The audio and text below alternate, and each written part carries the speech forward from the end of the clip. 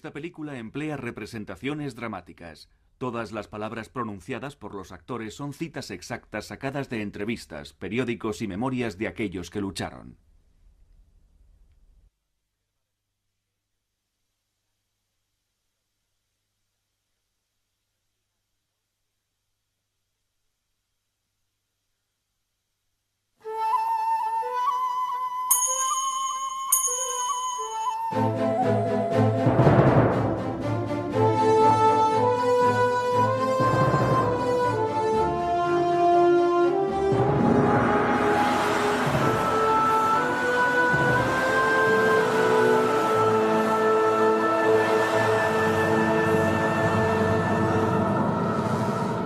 Corea, la guerra inacabada.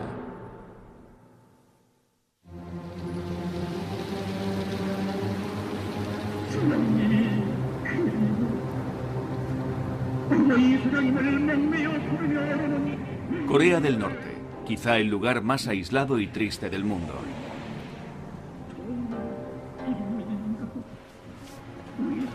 Cada día en la capital, Pyongyang, a los ciudadanos que han agradado a las autoridades comunistas se les permite acudir y formar fila para ver la tumba del hombre llamado el Gran Líder, Kim Il-sung.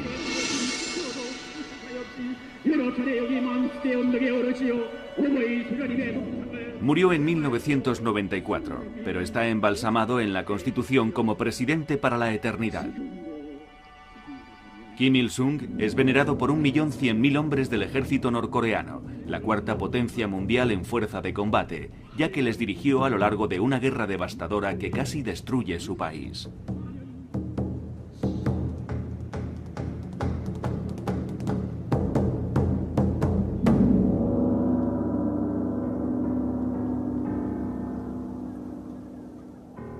...80 kilómetros al sur de Pyongyang, a lo largo de una desolada tierra de nadie, los 600.000 soldados del ejército de Corea del Sur bajo el mando de Estados Unidos vigilan cautelosamente a los enemigos del norte.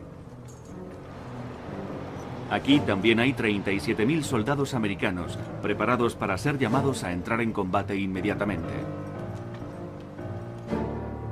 Es el ejército más fuertemente armado del mundo puesto en pie. El legado de la mayor guerra jamás entablada entre el comunismo y el capitalismo. Una guerra que técnicamente nunca ha acabado. La Guerra de Corea.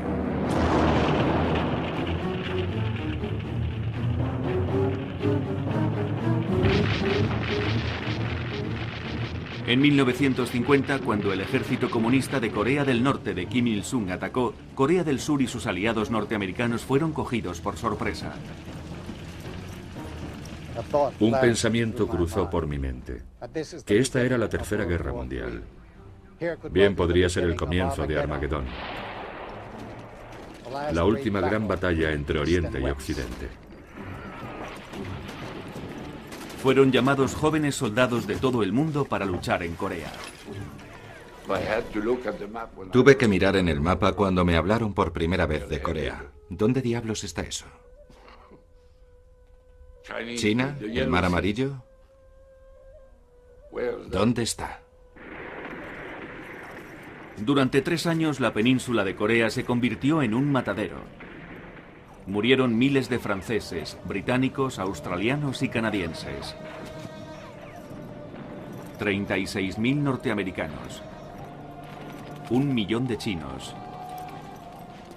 Y 3,5 millones de coreanos.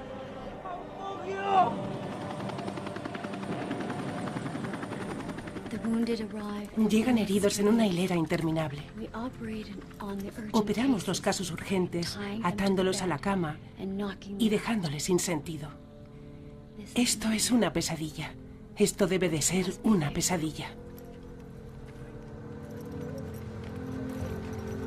Más de 40 décadas después, continúan existiendo muchos misterios sobre la Guerra de Corea. ¿Por qué las superpotencias calcularon tan mal? ¿Cómo llegaron tan cerca de una guerra nuclear? ¿Se lanzaron de hecho bombas químicas y biológicas sobre el campo de batalla?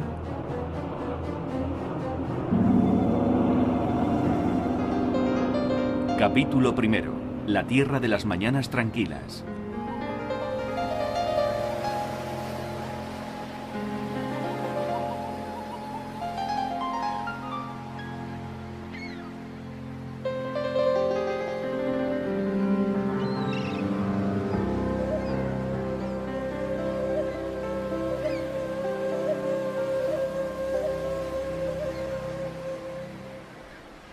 Ed y Myung-Kuk viven ahora en Nanaimo, Columbia Británica. Pero aquí están andando por otra costa del Pacífico. Se llama Malipo, larga playa arenosa en coreano. Han regresado a Corea para recordar una guerra que destrozó a su familia y marcó su juventud. Hoy, los marines de Corea del Sur juegan al fútbol no lejos de donde sus padres y abuelos sufrieron una sangrienta guerra. La guerra se produjo, de hecho, de repente. Era un domingo por la mañana, por lo que yo recuerdo. Dormíamos profundamente y saltó la noticia. Nadie estaba preparado. Cuando empezó, Ed Cook estaba en un internado. Asistía a la escuela secundaria en Taichung. Hubo una gran conmoción. Nos reunieron a todos los estudiantes y creo que fue el subdirector el que nos comunicó que había estallado la guerra. Y no había ni tren ni autobús, nada. Tendréis que ir andando a vuestras casas, nos dijo. Así que empezamos la caminata hacia casa. Su hogar estaba en Malipo, a 150 kilómetros de distancia. Para un chico de 12 años, la caminata fue una aventura que se convirtió en una experiencia terrible. Aquel verano fue para nosotros el verano más largo y terrorífico. Creo que era el mes de julio. Mirando hacia atrás, poca gente vio las señales de que una gran guerra se cernía sobre la península de Corea. Es una de las civilizaciones más antiguas del mundo, pero la geografía siempre ha puesto a Corea en peligro. En el norte, China y Rusia, no siempre amigos. Y Japón demasiado cerca, el Japón imperial. Cuando Japón conquistó Corea en 1910, los militares japoneses intentaron borrar a los coreanos como personas, prohibiendo su lengua y aplastando cualquier revuelta. Durante la Segunda Guerra Mundial, miles de mujeres coreanas fueron usadas como prostitutas por el ejército japonés, las llamadas esclavas sexuales. En agosto de 1945 termina la guerra y Japón se rinde a Estados Unidos y a sus aliados ante el general Douglas MacArthur, que acepta su capitulación. En la pequeña aldea pescadora de Malipo, Ed Cook recuerda el júbilo. Un día fui al colegio y el maestro se puso de pronto a hablar en coreano e incluso soltaba tacos de forma jocosa y usaba palabras que yo solo había oído en casa, nunca en la escuela. ¿Qué pasa? Estaba extrañado de que se pusiera ante el órgano tocando y cantando en coreano. Estaba sumamente feliz. Y nos dijeron, volved a casa y quemad todos los libros en japonés. El ejército de Estados Unidos llega a la capital de Corea y son recibidos como libertadores. Pero para los coreanos, lo que hace Estados Unidos seguidamente es desconcertante y preocupante. En vez de deshacerse del régimen colaboracionista como hicieron en Alemania, los norteamericanos mantienen el aparato japonés que ha estado reprimiendo a Corea durante la larga ocupación. Los grandes poderes políticos están detrás. Incapaz de llegar a un acuerdo para un nuevo gobierno para toda Corea, Estados Unidos y la Unión Soviética parten el país en dos a lo largo del paralelo 38. Estados Unidos ocupa Corea del Sur, los soviéticos se apoderan del norte y buscan a un líder de su estilo. Kim Il-sung, un hombre carismático de la guerrilla antijaponesa, se convierte en el favorito soviético y toma el poder en 1948. Solo tiene 35 años, pero su imagen cercana y amigable encubre a un hombre despiadado que elimina a sus potenciales rivales. Es un nacionalista y está determinado a unir Corea del Norte y del Sur bajo el manto de un comunismo de cosecha propia. Promete expulsar a los norteamericanos. Nuestro objetivo es liberar a Corea del Sur de la influencia imperialista de los norteamericanos.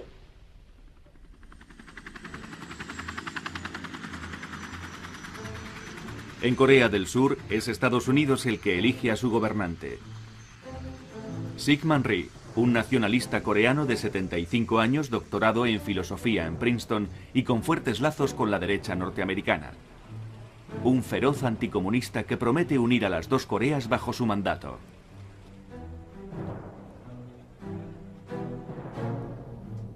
Para dirigir al ejército de Corea del Sur, Estados Unidos elige a Chae Pyong-dok.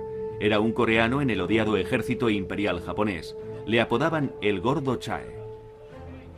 Otro colaborador japonés, Chang Taek-sang, se convierte en el jefe de la policía de Seúl. Se le describía con la cara de Nero y los modales de Goering. Incluso en Malipo los colaboradores japoneses son los que mandan. El sistema japonés aún continuó durante mucho tiempo. Y la gente que fue entrenada bajo la ocupación japonesa todavía era la que dirigía el gobierno. Por ejemplo, agentes provinciales, maestros, policías y demás. Todos fueron entrenados bajo la ocupación japonesa. La gente de la aldea siempre temió al sistema, por la brutalidad policial y cosas así. Y la policía no era en absoluto amigable.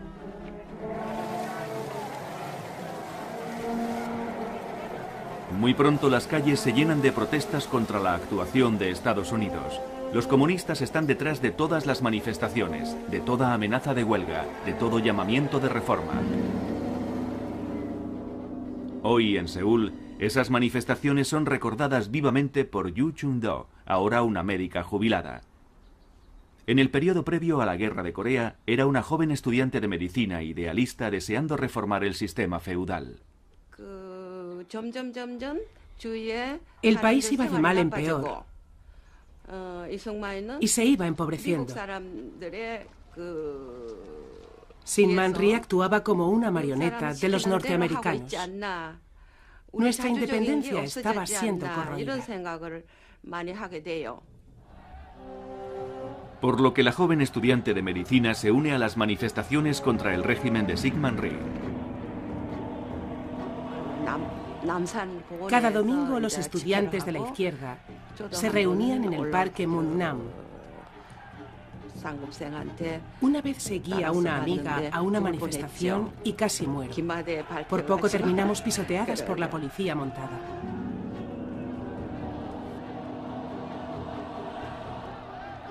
Las protestas de los estudiantes y obreros se incrementan y pronto aparecen sublevaciones armadas contra el régimen de Rhee. Bajo el control de Estados Unidos, las fuerzas de seguridad de Corea del Sur contraatacan con una guerra sucia. Una figura clave en esta guerra fue el coronel de la inteligencia aérea de Estados Unidos, Donald Nichols, uno de los pocos norteamericanos que hablaba el coreano con fluidez. Murió en 1992, pero dejó un detallado informe de la barbarie de la que fue testigo, y a menudo orquestada calladamente durante la campaña anticomunista. He presenciado muchas ejecuciones de espías, saboteadores y miembros de la guerra de guerrillas. El pelotón de ejecución está compuesto por hombres del ejército de Corea del Sur. Los que van a ser ejecutados son traídos en un camión, descargados, y luego se les ata individualmente a un poste de madera. Se les engancha en el pecho un trozo de papel con un punto negro a cada hombre o mujer para marcar el blanco. Se traen ataúdes de madera y se colocan al lado de los que van a ser ejecutados. Luego, sin más ceremonias, empiezan las órdenes. ¿Preparados? Apunten. Y son fusilados.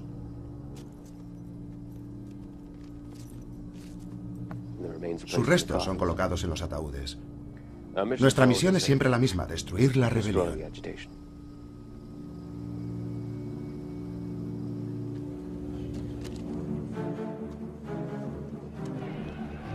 En 1948, Syngman Rhee gana unas elecciones en el sur que para muchos observadores internacionales dicen que fueron amañadas. Ahora quiere la guerra. ordena ataques de comandos aéreos a Corea del Norte y clama por la invasión del norte a gran escala. No deseando la guerra, Estados Unidos niega a Ri el armamento pesado que necesita para la invasión. En el norte, Kim Il-sung iguala a Ri discurso por discurso y ataque por ataque en una escalada de la no oficial guerra civil. Kim presiona a sus aliados comunistas en la Unión Soviética y en China para que respalden sus planes de una invasión a gran escala. Como el sur, Corea del Norte no puede ir a la guerra sin ayuda. China no quiere participar en la guerra. En 1950, el líder chino, Mao Zedong, está reconstruyendo China después de una larga guerra civil. Muestra poco interés en Corea, ni siquiera ha enviado un embajador. De hecho, todavía espera un acercamiento con Estados Unidos. El historiador chino y militar veterano Bin Yo. De hecho, Mao y sus camaradas dirigentes indican a los norteamericanos que quieren tener una buena relación con Estados Unidos. Esto es el llamado oportunidades perdidas. Les mandan telegramas, presionan a los diplomáticos norteamericanos, incluso antes de que los comunistas obtuvieran todo el poder, pero fueron siempre rechazados. En Washington, en junio de 1950, hay pocas señales de que Estados Unidos está a punto de enredarse en una terrible guerra en Asia. Estados Unidos es próspero y está en paz, pero su presidente, Harry Truman, está siendo criticado por ser blando con los comunistas, así que la administración Truman habla con dureza y esboza una lista de países a los que Estados Unidos estaría dispuesto a defender en una crisis, pero Corea no figura en ella. Cualquier guerra parece muy lejana. Lo mismo ocurre en Japón, en el cuartel general del ejército de Estados Unidos en Asia, donde el comandante supremo Douglas MacArthur expresa su confianza plena en el nada controvertido poder militar de Estados Unidos en la región. Para el New York Times, los viejos militaristas reflexionan: quizá la guerra en sí está siendo obsoleta. Las Naciones Unidas deberían pensar seriamente en abolir la guerra. Sin embargo, piden continuamente sus propias fuerzas armadas. Es un ridículo anacronismo.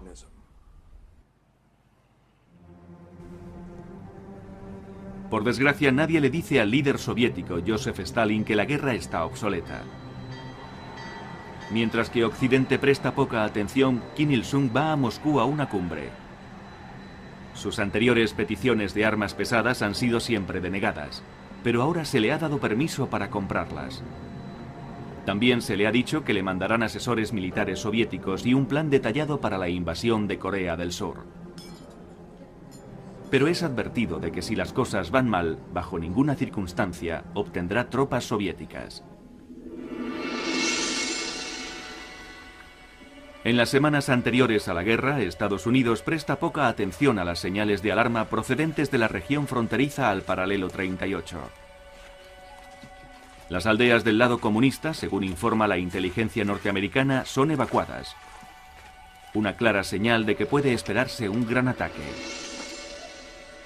Donald Nichols intenta activar la alarma. Realicé 3 importantes informes en los 60 días anteriores a que empezara realmente la lucha. Y algún imbécil del cuartel general del general MacArthur en Tokio no creyó lo que estaba en los informes. Mi último informe decía que empezaría entre los días 25 y 28 de junio. Tampoco lo creyeron.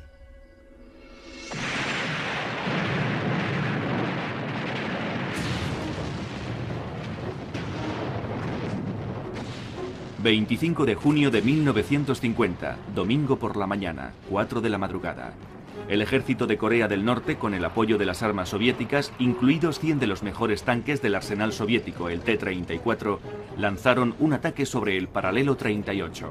La guerra civil que deseaban los dos líderes había comenzado. De este a oeste, a lo largo de todo el paralelo, las tropas de Corea del Sur son cogidas totalmente por sorpresa. En pocas horas, las fuerzas del norte se dirigen hacia su primer objetivo, la capital de Corea del Sur, Seúl. En el cuartel general de Japón, el comandante supremo norteamericano MacArthur es despertado muy temprano por las urgentes noticias. Le asaltan imágenes de la Segunda Guerra Mundial. Tuve la sensación de que era una extraña pesadilla. No podía ser, me dije a mí mismo. Otra vez no. Debo de estar durmiendo y soñando.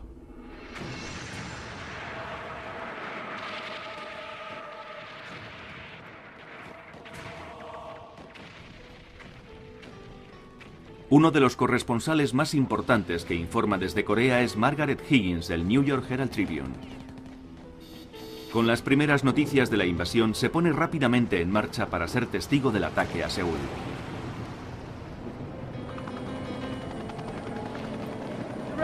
La carretera a Seúl está repleta de refugiados. Es una experiencia conmovedora y bastante terrible ver a la multitud aclamando y saludándonos mientras nuestra pequeña caravana de norteamericanos pasa junto a ellos.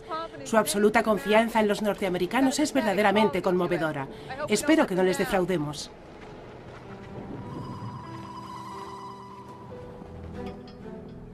En las Naciones Unidas, Estados Unidos presenta una resolución condenando el ataque de Corea del Norte y pide una fuerza de las Naciones Unidas para forzarles a retirarse. La Unión Soviética boicotea el Consejo de Seguridad. Con la ausencia de los soviéticos, la resolución se aprueba sin problemas. El flagrante error significa que ahora el bloque comunista se enfrenta a la mayoría del mundo occidental. En Tokio, el general MacArthur acepta la primera bandera de las Naciones Unidas.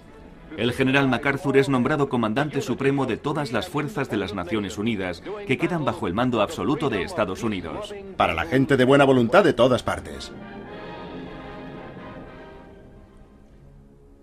En Corea, el comunismo ha lanzado el primer desafío de guerra a todo el mundo libre. Esto está tan claro ahora como lo estará siempre. Esto es una batalla contra el imperialismo comunista. A los ojos de Occidente, Stalin y Mao están lanzando un desafío imperialista. En realidad, los dos rivales comunistas apenas se hablan. Stalin mantiene a Mao a oscuras sobre los detalles del plan de Corea. El líder chino ni siquiera es plenamente informado de los planes de guerra por los norcoreanos. 2 o 3 días después de haber estallado la guerra, creo que el día 27 o 28, el gobierno norcoreano envió a un militar, un coronel o agregado a Beijing, para informar a los chinos de lo que estaba ocurriendo. Y se dijo que los líderes chinos, como Mao y Su, no estaban muy contentos con ello.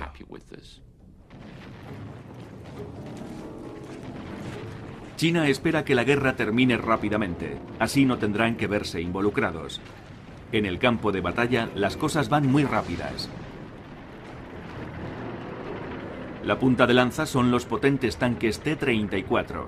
Las columnas norcoreanas alcanzan los alrededores de la capital de Corea del Sur en 2 días. Pero Corea del Sur no tiene nada capaz de poder parar a los T-34.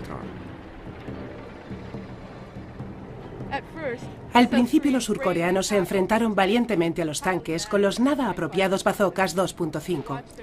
Observaron cómo sus descargas rebotaban en los tanques y muchos pelotones armados solo con granadas y cócteles molotov se lanzaron a una muerte suicida en un enloquecido esfuerzo para detener el avance.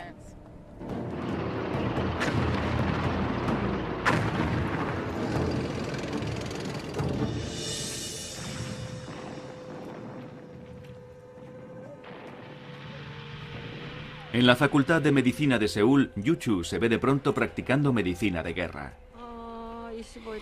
En la tarde del día 26, llegaron de improviso con gran pánico. Los cañones y bombas cada vez se oían más y más fuerte. Por la noche, los estudiantes fueron a esconderse en el sótano para guarecerse de las bombas.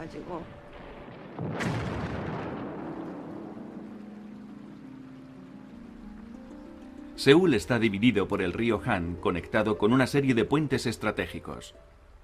Syngman Rhee emite un programa de radio tranquilizando a la población y pidiéndoles que no se muevan y no huyan cruzando el río. Pero después, secretamente, él huye por un puente con su séquito. La Policía Nacional Surcoreana, la Policía de Seúl, los militares y el gobierno corrieron como gatos escaldados, dejando atrás sus puestos, sus responsabilidades y a sus familias. Después de su huida, los militares de Syngman Rhee ordenan dinamitar los puentes. Esto es catastrófico. La mitad del ejército surcoreano, unos 44.000 soldados, quedan atrapados en el lado enemigo.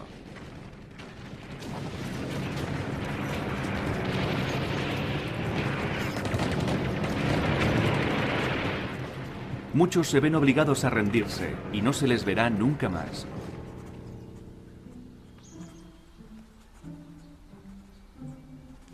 Los desesperados primeros días de la guerra se tornan borrosos para Yu Chun-do.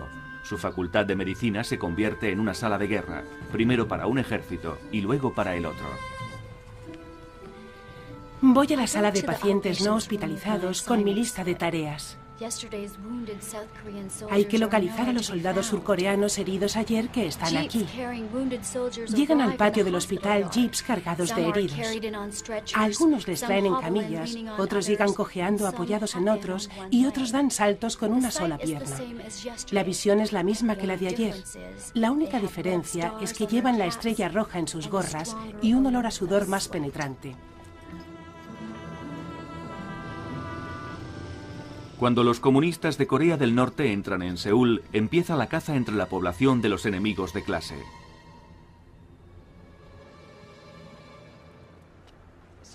Era todo esto de largo. Una casa grande. Myung-kuk ha regresado a su antiguo barrio de Seúl para recordar el día en que su padre fue detenido por los comunistas porque era banquero. De hecho, se estaba escondiendo en casas diferentes. Y el día que vino a nuestra casa para cambiarse de ropa, los que estaban buscándole le siguieron. Así que cuando salió, después de cambiarse la ropa, salieron y le cogieron.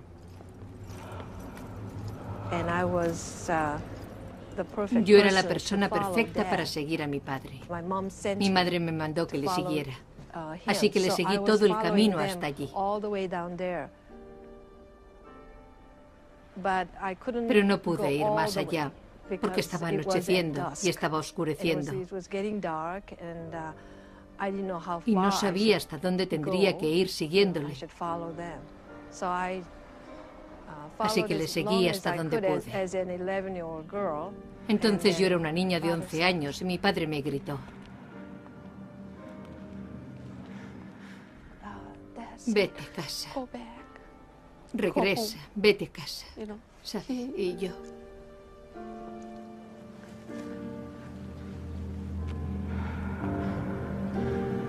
Myung regresó a su casa, pero no volvió a ver nunca más a su padre. Sería asesinado por el régimen de Kim Il-sung.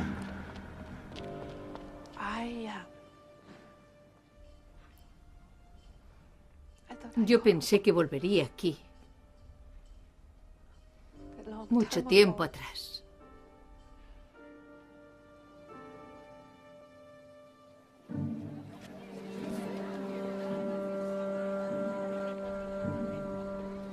Mientras los comunistas aprietan el cerco sobre la capital de Corea del Sur, fuera de Seúl, el régimen de Rhee reúne y mata a todos los comunistas posibles. La policía secreta surcoreana vacía las cárceles de sospechosos en un lugar llamado Suwon. Empieza la masacre. Donald Nichols dice que las fuerzas surcoreanas fueron demasiado lejos. La inolvidable masacre de Suwon de aproximadamente 1.800 personas es la atrocidad más grande que he visto. Y yo estuve allí, siendo testigo de todo sin poder hacer nada. Había dos grandes excavadoras trabajando constantemente. Una hacia una zanja tipo sepultura. Y llegaban los camiones cargados con los condenados. Llevaban ya las manos atadas atrás. Y eran empujados precipitadamente hasta formar una fila a lo largo de la zanja recién hecha. Le seguía un grupo de eficientes soldados. Con 45 pistolas era difícil que erraran el tiro mortal en la cabeza a menos de 1 metro de distancia los que aún continuaban en pie. Cuando la segunda excavadora empujó la tierra sobre los cuerpos caídos en la zanja tumba, intenté detenerlo para que volviera a ocurrir. No obstante, me rendí cuando vi que era inútil. Yo era el único extranjero allí. Creo que sabían que estaban haciendo mal y no querían testigos. Lo peor de todo ese asunto es que no toda la gente que mataban era comunista. En Washington, 5 días después del ataque, el presidente Truman finalmente da permiso para enviar tropas norteamericanas en un intento desesperado de detener la invasión comunista. Estamos unidos en el desprecio a la esclavitud comunista.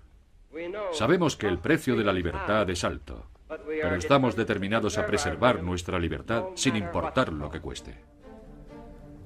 Pero ese día, Truman también escribe en su diario: hay que tener cuidado de no empezar una guerra general en Asia.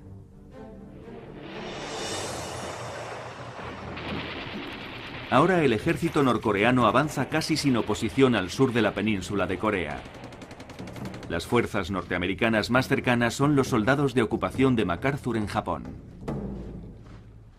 Los surcoreanos no pueden resistir el rápido empuje del enemigo hacia el sur.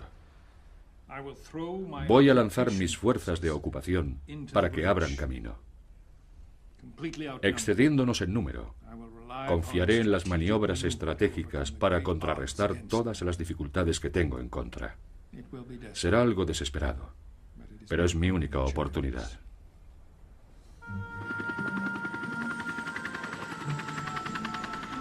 Las fuerzas de ocupación norteamericanas de Japón no son la mejor opción para una batalla desesperada.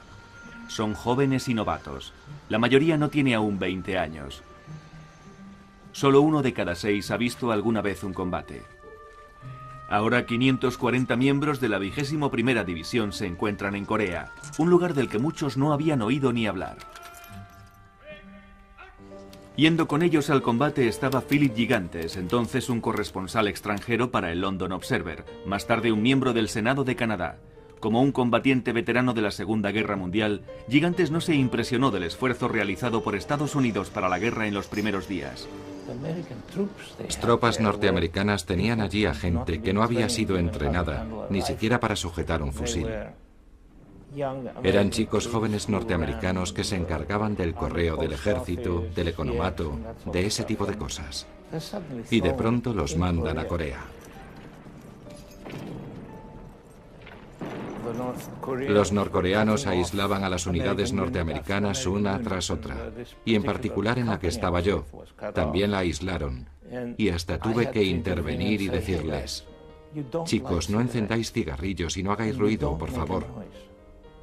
De hecho, tomé el mando de la compañía y la llevé de nuevo a nuestras líneas.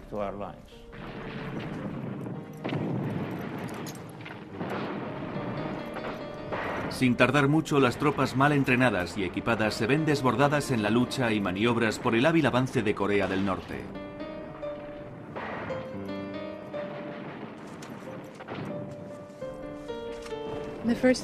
En las 3 primeras semanas de guerra me sentí llena de pena y de una sensación de traición hacia nuestros jóvenes soldados arrancados de golpe de su tranquila vida de ocupación en Japón y soltados en plena batalla. Haciendo frente a una derrota de las tropas terrestres de las Naciones Unidas, los Estados Unidos se tomaron la venganza con su poder aéreo. Lo principal del arsenal de los aviones a reacción son las ametralladoras. Los norteamericanos en su país oían hablar de la guerra aérea en los noticiarios, que era una propaganda descarada. Los aliados llegan al río Han infligiendo unas bajas asombrosas, hasta un total de 57.000 muertos, con una lluvia de bombas de napalm que les llueven del cielo de Corea. Pero a diferencia de la Segunda Guerra Mundial, también hay corresponsales independientes sobre el terreno que cuentan el oscuro asunto de la guerra aérea, sobre todo los efectos de las bombas de napalm sobre la población civil.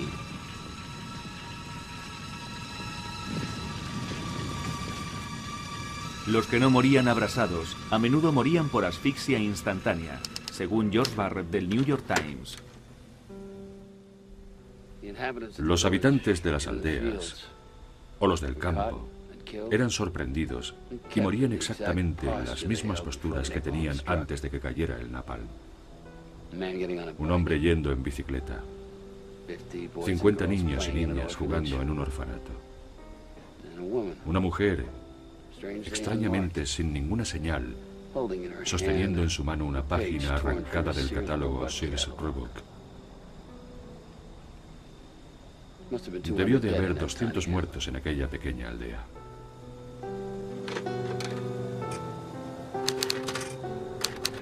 Algunos corresponsales en Corea llamaron la atención del público hacia lo que parecía ser el blanco intencionado de civiles por las tropas norteamericanas.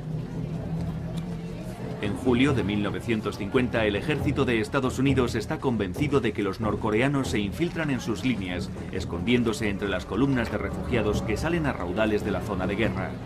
Primero, los generales de Estados Unidos ordenan a todos los civiles que no se muevan, un requerimiento sumamente irreal en medio de una guerra. Estos documentos, recientemente desclasificados de la 25ª División de Infantería, demuestran que los mandos norteamericanos ordenaron entonces tomar una decisión drástica. Los civiles que se trasladaran dentro de una zona de combate serían considerados enemigos. A los pilotos navales norteamericanos se les ordena atacar a cualquier grupo mayor de 8 personas. Órdenes parecidas reciben los pilotos de la Fuerza Aérea. Según este informe de la Fuerza Aérea del 25 de julio de 1950, el ejército nos ha pedido que ametrallemos a todos los grupos de refugiados civiles que veamos que se aproximan a nuestras posiciones. Hasta la fecha, hemos cumplido la orden del ejército. Poco después, aparecen informes de matanzas en masa de refugiados y de la destrucción de aldeas enteras desde el aire. Estos informes causaron consternación en Estados Unidos. El Departamento de Defensa, no obstante, considera el asunto un problema meramente de relaciones públicas. Washington envía este mensaje al cuartel general del general MacArthur el 15 de agosto de 1950. De ahora en adelante, cuando se destruyan las aldeas, recomendamos encarecidamente que los blancos sean identificados como objetivos militares. A partir de aquel momento, después de destruir cualquier aldea coreana, era declarada con carácter retroactivo un objetivo militar.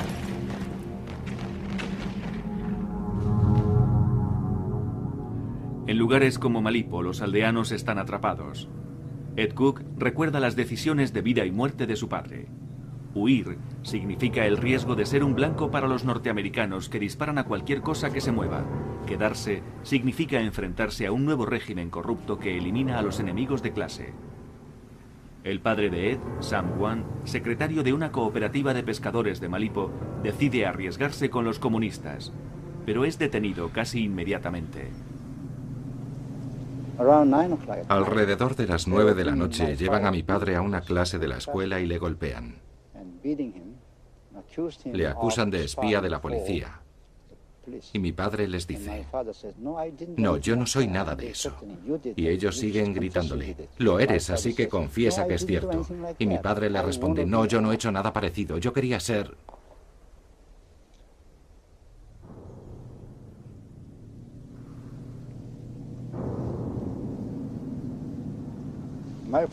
Mi padre no paraba de decirles: ya os he dicho que yo no he hecho nada así. Pero ellos intentaban sacarle una confesión, y como no la obtenían, siguieron pegándole. Yo le oía gemir y...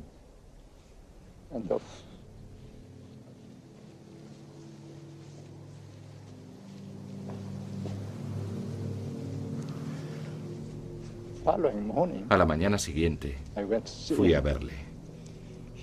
Estaba encorvado. Tenía una gran brecha en la cabeza y sangraba. Así que le llevé algo de comida. Pero no creo que comiera entonces. Esa fue la primera y auténtica experiencia espantosa que tuve.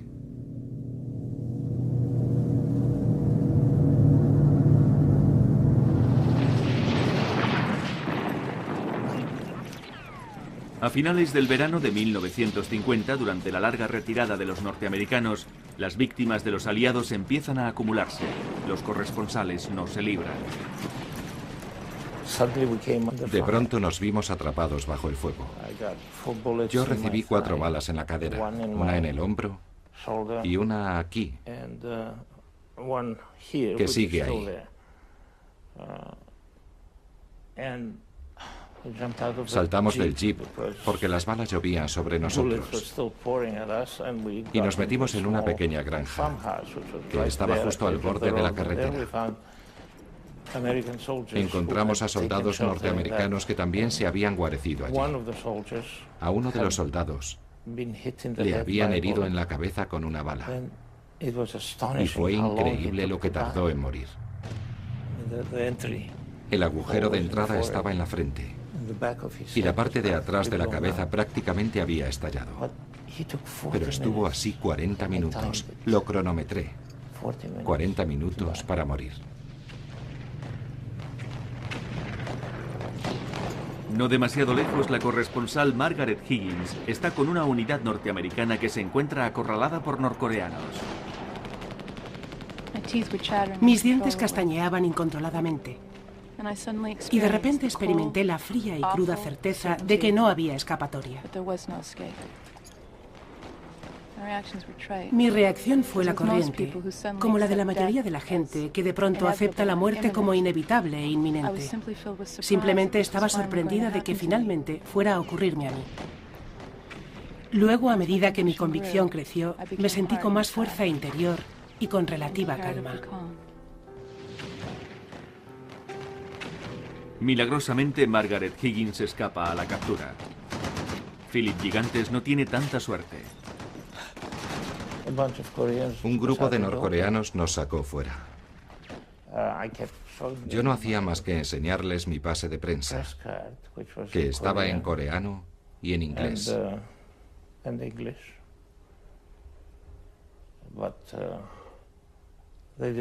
Pero a ellos no parecía que les impresionara demasiado. Me equivoqué porque llamaron a sus superiores diciendo que tenían a un Simbongisa, que significaba periodista.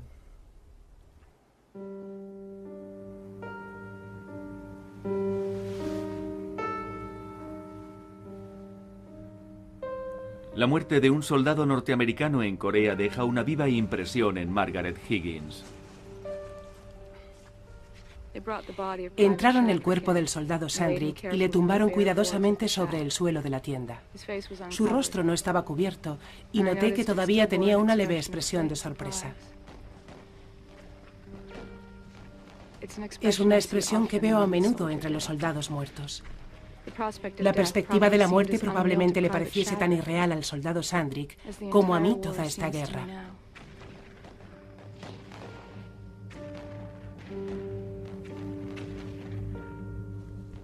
Por un momento pensamos que iban a matarnos, porque nos hicieron arrodillarnos de cara a un muro, desnudos, y habíamos encontrado antes a soldados norteamericanos a los que habían reventado la cabeza. Y era obvio que les habían puesto de rodillas junto a un edificio. Pero entonces llegó un oficial y no nos dispararon. Nos hicieron ir andando hacia el norte, con sus superiores, en el lado norcoreano. En el cuartel general de Japón, MacArthur está haciendo frente a un desastre. Su ejército está siendo derrotado en el campo de batalla. El general que ganó la guerra en el Pacífico está siendo humillado por el poco considerado ejército de Corea del Norte. El 9 de julio, con solo 2 semanas de guerra, MacArthur propone usar la bomba atómica para evitar cualquier ayuda que China o la Unión Soviética puedan prestar a Corea del Norte. Les cortaría en Corea del Norte. Los únicos pasajes que vienen de Manchuria y Vladivostok tienen muchos túneles y puentes. Aquí yo veo que lo único útil sería usar una bomba atómica para provocar un bloqueo total. El presidente Truman rechaza la propuesta de MacArthur de usar armas atómicas. Truman quiere evitar la Tercera Guerra Mundial, el cataclismo de la lucha del capitalismo contra el comunismo.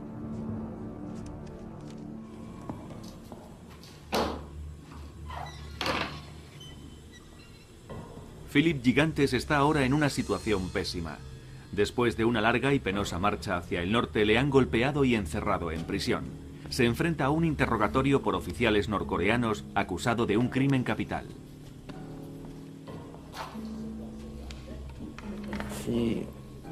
Insistía en que yo era un espía. Le dije, no, soy un periodista. Y él me respondía, así que has venido aquí para informar a tu periódico, pero no nos has preguntado a nosotros si queríamos que informaras de las cosas que tú quieres informar. Le dije, no. Los periodistas occidentales no hacen eso. Si quiero informar de ciertas cosas que hacen los surcoreanos, voy e informo sin tener que pedirles permiso. Tampoco lo he hecho con vosotros. Y me contestó, bien, pues según nuestras leyes eso es ser un espía. La situación de Gigantes empeora, porque aunque es un periodista para el London Observer, también es un espía. Ha acordado pasar información a la inteligencia británica, y lo que es más, los comunistas están casi seguros de que lo es. Sin saberlo, Gigantes se lo ha comunicado uno de sus propios espías dentro de la inteligencia británica. Los norcoreanos aumentan la presión. Quieren una confesión. Me atan desnudo a una silla, una vez durante 17 días. Estás sentado sobre tus propios excrementos. Y vierten agua delante de ti, asegurándose de que la punta de tu lengua no llegue a ella. Y te gritan insultos día y noche durante 17 días. ¡Confiesa! ¡Eres un espía! El tipo de tortura que sufrió Philip Gigantes es un fenómeno muy extendido en la guerra de Corea. Y se practicó en ambos bandos. Trabajando con los coreanos aliados, tuve que mantener cierto aire de objetividad, incluso de aprobación, mientras veía cómo perfeccionaban un antiguo rito de la cristiandad. Nunca seré capaz de olvidar la imagen de un hombre atado a una cruz de madera con los brazos totalmente extendidos. Un fino alambre de cobre enrollado en un dedo de cada mano, que estaba conectado a un teléfono de manivela manual. Tan pronto como el sargento empezó a dar a la manivela, la víctima empezó a soltar todo lo que queríamos saber.